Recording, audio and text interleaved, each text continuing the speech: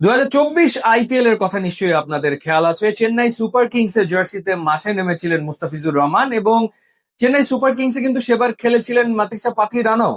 Mustafiz 9টা match খেলেছিলেন, নিয়েছিলেন 14 wicket. এরপর এনওসি জটিলতার কারণে তাকে দেশে ফিরে আসতে হয়েছিল। আর পাতিরানা তিনি 6 ম্যাচ খেলে উইকেট নিয়েছিলেন 13টা।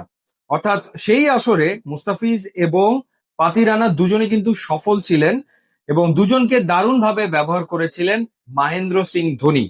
সেবার যতদূর আমার মনে পড়ে যে মুস্তাফিজকে দিয়ে পাওয়ার প্লেতে একটা ওভার করানো হতো, এরপর মাঝের ওভার গুলোতে মুস্তাফিজ এসে আরো একটা ওভার করতেন এবং ডেথ ওভারে গিয়ে তিনি বাকি দুটো ওভার করতেন। আর পাতিরানাকে ধোনি কিন্তু ব্যবহার করতেন 10 বা 11 ওভার পরে, তারপরে গিয়ে তাকে দিয়ে টানা 4টা ওভার করানো হতো এবং সেই ম্যাচগুলোতে কিন্তু চেন্নাই সুপার কিংস সাফল্য পেয়েছিল। সো এবারও আমার মনে হয় যে কলকাতা নাইট রাইডার্স মহেন্দ্র সিং ধোনির সেই কৌশল বা স্ট্র্যাটেজি ফলো করতে পারে এবং এই দুইজনকে তারা তাদের ডেথ ওভারে ব্যবহার করতে পারে একসাথে। সেটা হওয়ার একটা সম্ভাবনা ডেফিনেটলি রয়েছে। কেকেআর সুনির্দিষ্ট ভাবে টার্গেট করেছিল এই দুজন ক্রিকেটারকে এবং আপনি যদি অপশন দেখেন তাহলেই বোঝা যাবে পাতিরানাকে নেওয়ার ব্যাপারে তারা ডিটারমাইন্ড ছিল। সেই কারণে 18 কোটি পর্যন্ত দাম উঠে গেছে পাতিরানার এবং মুস্তাফিজকেও তারা নিয়েছে। প্রথমে দিল্লি এবং চেন্নাই সুপার কিংস ফাইট করার পর কেকেআর জয়েন করেছে এবং তারপর তারা 9 কোটি 20 লাখ রুপিতে মুস্তাফিজকে দলে নিয়েছে। সুতরাং এই দুজনকে নিয়ে তাদের স্পেসিফিক প্ল্যান আছে। হ্যাঁ, হয়তো কোনো কোনো ম্যাচে দেখা যাবে যে মুস্তাফিজ একাদশে থাকবে, পাতিরানা বাইরে থাকবে, আবার কোনো ম্যাচে হয়তো বা পাতিরানা খেলবে, মুস্তাফিজকে বাইরে থাকতে হতে পারে। বাট এমনটা হওয়ার সম্ভাবনা রয়েছে যেমনটা চেন্নাই করেছিল 2024 আইপিএল এ মহেন্দ্র সিং ধোনির ডেফিনেটলি পরিকল্পনায়, যে একই সাথে পাতিরানা এবং মুস্তাফিজকে ব্যবহার করা এবং ডেথ ওভারের 4টা ওভার এই দুজনকে দিয়ে করানো, সেটা হতে পারে।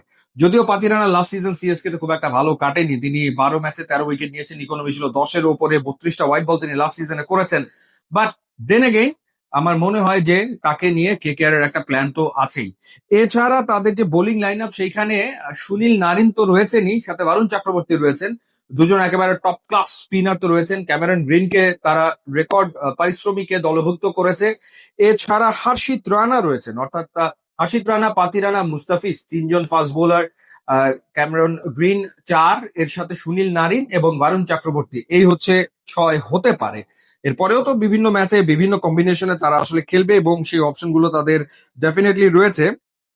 সেখানে তাদের রয়েছে ভাইভা আরোরা, এরপর রয়েছে আকাশদীপ, এরপর রয়েছে উমরান মালিক রয়েছেন, এরপর সোলাঙ্কি এবং কার্তিক ত্যাগী রয়েছেন। বাট যে প্রথমে যে 6 জনের কথা বললাম, এই 6জনই আসলে কলকাতা নাইট রাইডার্স এর এই আসরের মূল বোলার হতে চলেছে।